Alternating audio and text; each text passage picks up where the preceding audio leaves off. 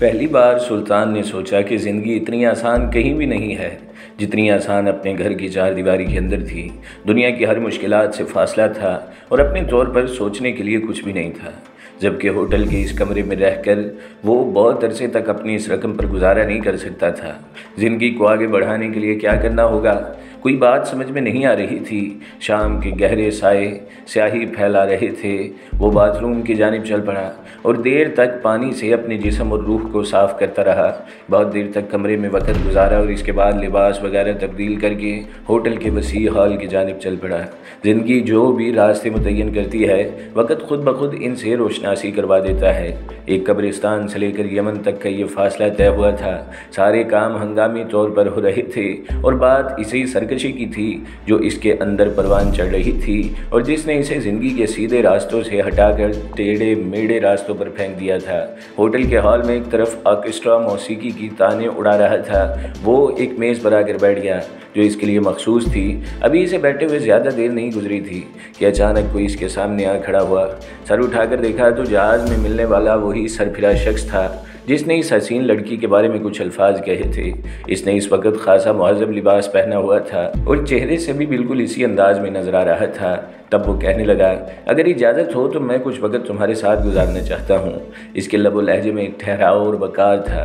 اس وقت فطرت کی ساری سرکشی ہوا ہو چکی تھی۔ ایک اجنبی ملک اور اجنبی شہر میں مکمل طور پر تنہائی کا جو احساس ہو سکتا تھا وہ تھا، جبکہ مقامی لوگ اہل زبان بھی نہیں تھے اور ان کا اپنا ایک انداز، اپنا ایک کلچر تھا۔ چنانچہ سلطان نے بڑی خوش اخلاقی سے اسے بیٹھنے کا اشارہ کیا اور وہ شخص اس کے سامنے بیٹھ گیا۔ معافی چاہتا ہوں، میں نہ جانے کیوں تم سے متاثر ہو گیا ہوں مسٹر سلطان، اور تمہیں حیرت ہوگی کہ میں تمہارے ماضی سے بھی واقف ہوں۔ کیوں ہے نا حیرت کی بات؟ سلطان خاموشی سے اسے دیکھتا رہا اور وہ سلطان کو اس نظریے کے تحت کہ شاید وہ اس سے کوئی سوال کرے۔ آپ مجھ سے شناسائی کا اظہار کر رہے ہیں مسٹر، لیکن مجھے یاد نہیں آتا کہ میرا کبھی آپ سے واسطہ پڑا ہو سوائے جہاز کی اس رات کے۔ وقت آنے پر اس کا جواب تمہیں خود بخود مل جائے گا کہ میں کون ہوں اور کیوں تمہارے ماضی کو کلید رہا ہوں۔ یہ ایک معقول بات ہے جو آخر کار تمہارے سامنے آ جائے گی۔ میرے خیال میں پہلے تم میرے چند سوالات کا جواب دے دو، پھر میں آپ کو خود بتا دوں گا کہ میں ایسا کیوں کر رہا ہوں۔ جی فرمائیے۔ وہ چند لمحات سلطان کا جائزہ لیتا رہا، پھر بولا، میں یہ جاننا چاہتا ہوں کہ وہ لڑکی جس کا نام اسپانیہ ہے اور جسے تم دل و جان سے پیار کرتے ہو، اچانک کس حادثے کا شکار ہوئی تھی، اور اس کے ساتھ ساتھ یہ بھی جاننا چاہتا ہوں کہ کیا تم نے اس کی کسی ہم شکل کو دیکھا ہے؟ اس کے الفاظ بڑے عجیب اور پراسرار تھے۔ سلطان ایک لمحے کے لیے سنسنی کا شکار ہو گیا۔ نہ جانے کیوں اس کے ذہن میں کچھ لہریں اٹھنے لگیں۔ اسے ماضی کی کچھ دھندلے سے نقوش نمایاں ہوتے ہوئے محسوس ہوئے۔ اسے یوں لگا جیسے واقعی اسپانیہ نامی لڑکی کو وہ جانتا تھا، اس سے عشق کرتا تھا، اور پھر وہ کسی حادثے کا شکار ہو گئی۔ اس شخص کے الفاظ سلطان کو اپنے ذہن کی پوشیدہ خاتون میں گردش کرتے ہوئے محسوس ہو رہے تھے۔ اس کے منہ سے غیر ارادی آواز ابھری، مگر آپ کو اس بات سے کیا دلچسپی ہے؟ مجھے صرف تمہاری ذات سے دلچسپی ہے میرے دوست، اس شخص نے جواب دیا، اور میں تمہیں مستقبل میں پیش آنے والے نادیدہ حادثات سے بچانا چاہتا ہوں۔ تمہیں میری باتیں ایک دیوانے کی بکواس محسوس ہو رہی ہوں گی، لیکن کچھ دن بعد جب تم پر تلخ حقیقتوں کی گرہیں کھلیں گی تو تم خود بخود یہ جان لو گے کہ ان میں کہاں تک سچائی ہے۔ دیکھیے مسٹر، میں پہلے ہی بہت پریشان ہوں، برائے کرم آپ مجھے مزید پریشان نہ کریں۔ ٹھیک ہے، میں چلتا ہوں، کوئی ایسی بات نہیں، اس نے کہا اور سلطان کو عجیب سی نظروں سے گھورنے لگا۔ ان نگاہوں میں نفرت کے انگارے سلگ رہے تھے۔ پھر وہ اپنی جگہ سے اٹھا اور باہر چلا گیا۔ سلطان شدید الجھنوں کا شکار ہو گیا۔ اس شخص کے الفاظ وزنی ہتھوڑے کی طرح سر پر پڑ رہے تھے۔ وہ پریشان کن حالات سے چھٹکارا پانے کے لیے سوچ رہا تھا کہ کیا کرنا چاہیے۔ اچانک اس کی نگاہیں ایک بار پھر سامنے کی میز پر پڑیں اور اس نے وہاں بوڑھے پروفیسر سومن کو دیکھا جو اس کی طرف شناسا نگاہوں سے دیکھ رہا تھا۔ نہ جانے کیوں سومن کو دیکھ کر سلطان کے ہونٹوں پر ایک شگفتہ سی لہر دوڑ گئی۔ اس نے ہاتھ کے اشارے سے اسے سلام کیا اور اپنی میز پر آنے کی پیشکش کی، لیکن سلطان یہ نہیں دیکھ سکا کہ دوسری طرف سے سہیل بھی بوڑھے کے ساتھ ساتھ چلا آ رہا ہے۔ پھر دونوں اس کی میز پر آ گئے۔ سہیل نے فوری کہا، او ہو تم، بس مجھ سے بات مت کرو، تم بہت خود غرض آدمی ہو۔ اتنی دوستی کے بعد اس طرح مجھے چھوڑ کر چلے گئے، تمہارے اس عمل نے مجھے گہرا صدمہ پہنچایا ہے۔ سہیل نے مسکراتے ہوئے کہا، بالکل ٹھیک کہتے ہو تم، مگر تم یقین نہیں کرو گے کہ کچھ ایسی مجبوری ہو گئی تھی مجھے جس کی وجہ سے فوراً ہی مجھے جہاز سے نیچے اترنا پڑا۔ تم میری صداقت کا یقین نہیں کرو گے، لیکن تمہاری طرف سے میں بہت فکر مند تھا، اور شاید تم اس بات پر یقین بھی نہ کرو کہ میں نے تمہیں تلاش کرنے کے لیے اس شہر کے آدھے ہوٹلوں کی خاک چھانی ہے۔ سلطان نے طنزیہ انداز میں اسے دیکھتے ہوئے کہا، بہت بہت شکریہ۔ چلیے چھوڑیے ان تمام باتوں میں کیا رکھا ہے مسٹر سلطان، یہ بتائیے کہ میرے لائق کوئی خدمت؟ اس نے کہا۔ بس تمہارے لائق اور کیا خدمت ہو سکتی ہے؟ نہیں، ایسی بات نہیں، تم دیکھنا ہم تمہارے کتنے کام آتے ہیں، سہیل نے کہا۔ بہت بہت شکریہ، حالانکہ مجھے اس کی امید نہیں ہے۔ آپ نے جس ہوٹل کا انتخاب کیا ہے وہ بہت شاندار اور خوبصورت ہے، لیکن آپ کو اس کی اجازت بالکل نہیں دی جا سکتی کہ آپ ہوٹلوں میں رہیں، آپ کو ہمارے ساتھ جانا ہوگا۔ سہیل کے لہجے میں گہرا خلوص تھا جسے سلطان نے اچھی طرح محسوس کر لیا۔ یہ ایک اور بات تھی جس کے لیے باقی سارے گلے شکوے ختم کیے جا سکتے تھے۔ سلطان نے کچھ وقت کے لیے سوچا کہ آگے قدم اٹھانے کے لیے اسے بڑی مشکلات کا سامنا کرنا پڑے گا، اور وہ تنہائی والا معاملہ بھی تھا، لیکن اگر ایسا خلوص سے کہا جا رہا ہے تو اس سے اچھی آفر اور کیا ہو سکتی ہے۔ تاہم اس نے کہا، اتنی زیادہ محبت کا اظہار مت کرو سہیل کہ میں غلطی کا شکار ہو جاؤں۔ جب تک تمہیں یہ احساس نہ ہو جائے کہ میں تمہارے ساتھ مخلص ہوں، اس وقت مجھ پر بھروسہ نہ کرنا۔ تم اگر میرے ساتھ رہو گے تو مجھے انتہائی خوشی ہوگی، اور یہ الفاظ پروفیسر سمن کے سامنے پورے خلوص کے ساتھ کہہ رہا ہوں۔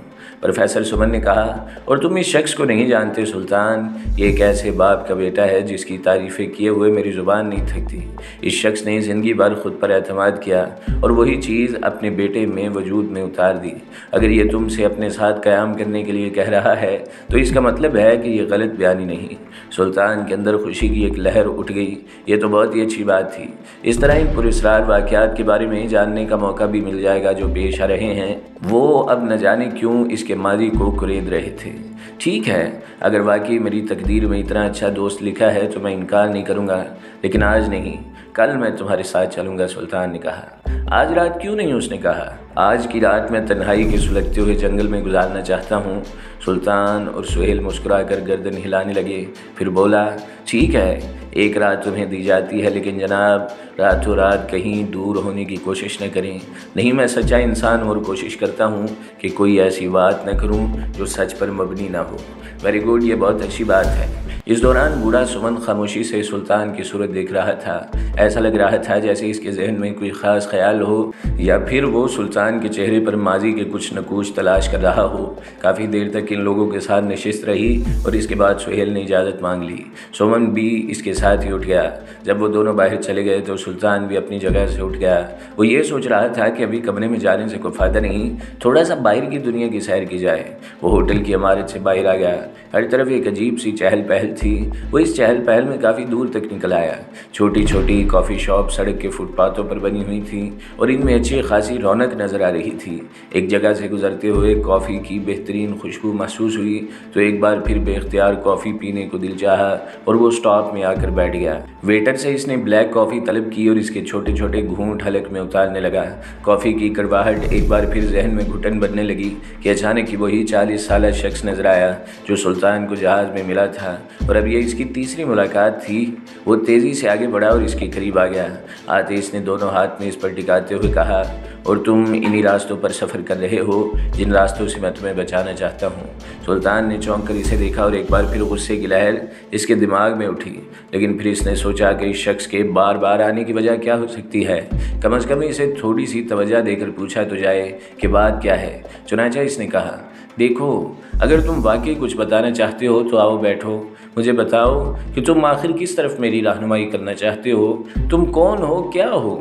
میں جو کچھ بھی ہوں تمہیں صرف اتنا بتانا چاہتا ہوں کہ تمہارے یہ نئے دوست تمہارے کچھ بھی نہیں ہیں۔ تمہاری آنکھوں پر جذبات کی پٹی بندھی ہوئی ہے، تم اس مصیبت پر غور نہیں کر رہے جو تیزی سے تمہاری جانب آ رہی ہے۔ دیکھو میری جان، اگر زندگی عزیز ہے تو اپنے دوستوں کی دعوت رد کر دو اور جتنی جلدی ہو سکے اس ملک کو چھوڑ کر چلے جاؤ، ورنہ یاد رکھو مستقبل کی مصیبتیں تمہیں اتنی مہلت نہیں دیں گی کہ تم اپنی بہتری کے لیے کچھ کر سکو۔ کیا سمجھے؟ تم بیٹھنا پسند کرو گے یا یہاں سے رفع ہونا؟ بلا وجہ میرے ذہن کو پریشان کر رہے ہو، میں تمہیں کہیں کوئی نقصان نہ پہنچا دوں، سلطان وسیلے لہجے میں بولا۔ وہ دیر تک اسے گھورتا رہا اور اس کے بعد تیزی سے پلٹ کر واپس چلا گیا۔ سلطان کے ذہن میں گرم گرم لہریں اڑ رہی تھیں، کوئی بات جو سمجھ میں آئے۔ بہرحال جہنم میں جائے، جو ہوگا دیکھا جائے گا، میں نے تو مشکلات کے راستوں پر قدم بڑھا ہی دیا ہے۔ وہ رات سلطان کی زندگی کی بڑی عجیب و غریب رات تھی۔ نہ جانے کیا کیا خواب نظر آتے رہے۔ ان تمام خوابوں میں وہ چہرہ مستقل اس کے حواس پر چھایا رہا، اور صبح جب اس کی آنکھ کھلی تو دل ہی دل میں اس نے مسکراتے ہوئے کہا، مہر النساء، تمہارا جادو ٹوٹ گیا ہے۔ مجھے اب اس حسین کا انتظار ہے، اسے تلاش کرنا میری زندگی کا مقصد ہے۔ شاید میری عظمت کا ثبوت ہو کہ میں آسمان سے اتری ہوئی اس ابصرا کو اپنی زندگی میں شامل کر لوں۔ ناشتے سے فارغ ہوا تو دروازے پر دستک سنائی دی، اور سلطان نے دستک دینے والے کو اندر آنے کا اشارہ کر دیا۔ آنے والا سہیل کے علاوہ اور کوئی نہیں تھا۔ اس نے آنکھیں ملتے ہوئے گردن ہلاتے ہوئے کہا، یار، ہر مرد کو کسی نہ کسی خوبصورت لڑکی سے ہی عشق ہوتا ہے۔ خوبصورتی انسان کی اپنی نگاہ کا قصور ہوتی ہے، یعنی کون کسے بھا جائے۔ جیسے مجنوں کے لیے لیلا، جسے عام لوگ خوبصورت نہیں کہتے تھے، لیکن یہاں ایک عجیب و غریب واقعہ ہوا ہے، وہ یہ کہ مجھے ایک نوجوان سے عشق ہو گیا ہے، اور وہ تم ہو۔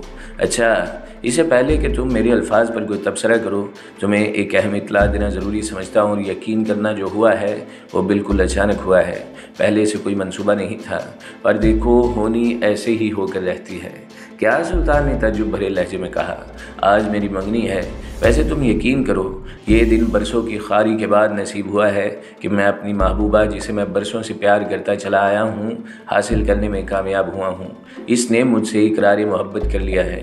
تم شاید یقین نہ کرو اس بات پر کہ وہ دنیا کی حسین ترین عورت ہے۔ سلطان نے اس کا چہرہ دیکھا جو مسرت سے سرخ رہا تھا۔ وہ مسکراتے ہوئے بولا، میری طرف سے مبارکباد قبول کرو۔ بہت بہت شکریہ۔ میں سمجھتا ہوں یہ بھی تمہارے قدموں کی برکت ہے۔ تم میرے دوستوں میں شامل ہوئے تو یوں سمجھو کہ بہت سی خوشیاں میرے دامن میں آ گئی۔ مگر وہ کون ہے جسے تم اپنی زندگی کی کائنات بنا رہے ہو؟ تم شاید اسے دیکھ چکے ہو، وہ چچا سومن کی بیٹی زمرد ہے۔ سہیل نے خوشی سے جواب دیا، لیکن نہ جانے کیوں ان الفاظ کے ساتھ ہی سلطان کو اپنے دل کی حرکت بند ہوتی محسوس ہوئی۔ اس کے اندر شدید بے چینی کی لہر اٹھی تھی، غالباً اس کا چہرہ پیلا پڑ گیا تھا۔ اس نے ایک گہری اور بھاری سانس لی تو سہیل تعجب بھرے لہجے میں بولا، ارے تم خیریت سے تو ہو نا؟ کیسی طبیعت ہے تمہاری؟ ٹھیک ہوں۔ بس تو پھر اب تم تیار ہو جاؤ، آج کا دن میری زندگی کا اہم ترین دن ہے۔ آج میں کوئی بھی الجھن اپنے پاس نہیں دیکھنا چاہتا۔ سنو، میں تمہیں ایک بات بتاؤں، مجھے تھوڑا سا وقت اور دے دو، نہ جانے کیوں میں کچھ پریشان ہوں۔ مختصراً تمہیں اپنے بارے میں بتا چکا ہوں، اور جتنا بتایا ہے سمجھ جاؤ، اس میں میرے لیے بے حد مشکلات ہے، تھوڑا سا وقت مجھے اور دے دو۔ سلطان کے الفاظ پر وہ ایک دم سے بجھ سا گیا، چند لمحے گہری نگاہوں سے اسے دیکھتا رہا، پھر بولا، سمجھ میں نہیں آتا تم کیوں انکار کر رہے ہو؟ براہ کرم تیار ہو جاؤ، میں تو تمہیں لینے کے لیے آیا ہوں۔ تمہارا یہ انکار میرے لیے دلی صدمے کا باعث ہوگا۔ نہیں سہیل، میں اس وقت تمہارے ساتھ چلنے کے لیے تیار نہیں ہوں، اور یہی میرے لیے بہت ضروری ہے۔ سہیل بہت دیر تک اسے اپنے ساتھ لے جانے پر اصرار کرتا رہا، اور پھر جب سلطان کسی طرح اس کے ساتھ جانے پر راضی نہ ہوا تو وہ چلا گیا۔ لیکن جیسے ہی وہ باہر گیا، سلطان پر برا وقت آ گیا۔ وہ نہ جانے کیوں یہ محسوس کر رہا تھا جیسے اس کا دل سینے سے باہر نکل گیا ہو۔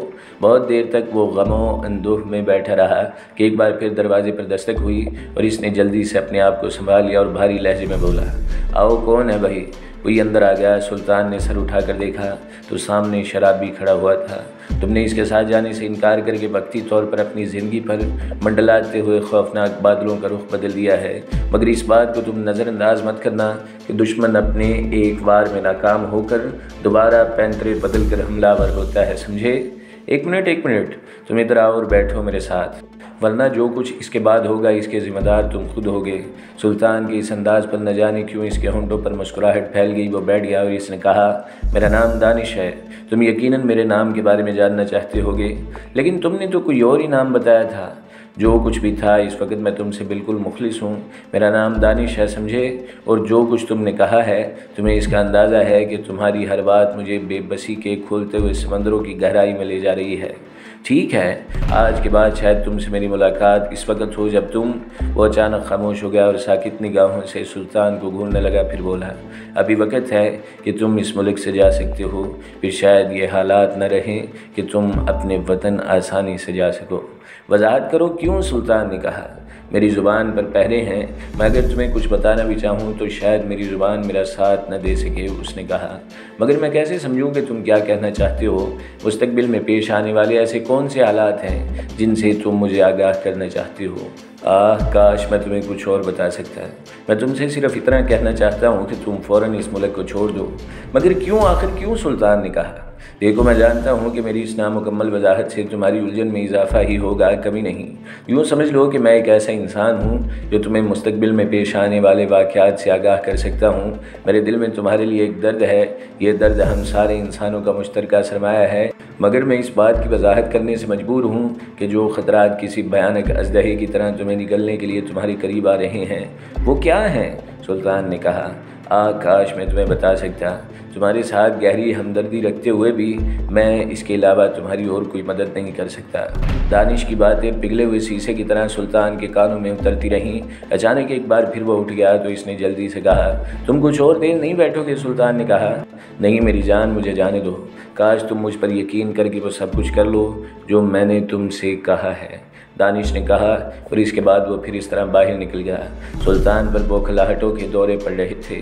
باقی ساری باتیں اپنی جگہ، اپنی فطرت کے مطابق اس نے جو عمل کیے تھے ان پر وہ نہ شرمندہ تھا نہ افسردہ۔ گھر چھوڑنے میں بھی اسے کوئی یار محسوس نہیں ہوئی تھی، لیکن اب اس پر جو مصیبتوں کے پہاڑ ٹوٹے تھے وہ اس کے لیے بوکھلا دینے والے تھے۔ وہ ان سے نمٹنا نہیں چاہتا تھا۔ نہ جانے کب تک وہ تنہائی کی آگ میں جلتا ہوا سوچوں کے سمندر میں غوطہ زن رہا۔ وسوسوں اور اندیشوں کے زہریلے ناگ روح کو ڈسنے لگے اور وقت گزرتا رہا۔ شاید سہیل ناراض ہو گیا تھا کیونکہ دوسرا دن اور پھر تیسرا دن بھی گزر گیا، وہ سلطان کے پاس نہیں آیا۔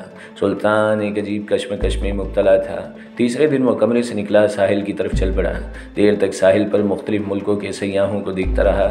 واپسی پر شدید پیاس لگ رہی تھی۔ پیدل چلتے چلتے اسے ایک ساحلی ریسٹورنٹ نظر آیا۔ وہ اس کے سامنے رک گیا اور پھر اندر داخل ہو گیا۔ دن کا وقت تھا لیکن پھر بھی ریسٹورنٹ میں کافی رونق تھی۔ وہ ایک کرسی پر بیٹھ گیا اور اس نے اپنے لیے کھانے کے لیے اشیاء طلب کی۔ قرب و جوار میں بہت سے لوگ بیٹھے ہوئے تھے، اپنے اپنے معمولات میں مصروف، لیکن اچانک ہی اس پر سنسنی کی لہر دوڑ گئی۔ ایک لمحے کے لیے سلطان کو ماحول ساکت اور پتھریلے مجسموں کی آماجگاہ محسوس ہوا۔ اس کی نگاہیں ان مجسموں کا تعاقب کرتی ہوئی آگے بڑھیں تو اس نے ایک عجیب و غریب شخصیت کو دیکھا۔ قدرت کا ایک حسین و جمیل شاہکار عمارت میں داخل ہو رہا تھا۔ اس کے شفاف مرمری بدن سے روشنی کی کرنیں پھوٹتی محسوس رہی تھیں، اور اس کے ساتھ ایک انتہائی دراز قد آدمی تھا جو اپنی نظروں سے چاروں طرف کا جائزہ لے رہا تھا۔ اچانک اس کی نظریں سلطان پر پڑیں اور سلطان نے اسے چونکتے ہوئے دیکھا۔ پھر وہ سلطان کی طرف بڑھا اور اچانک سلطان کے ذہن میں ایک نام ابھرا، حماد۔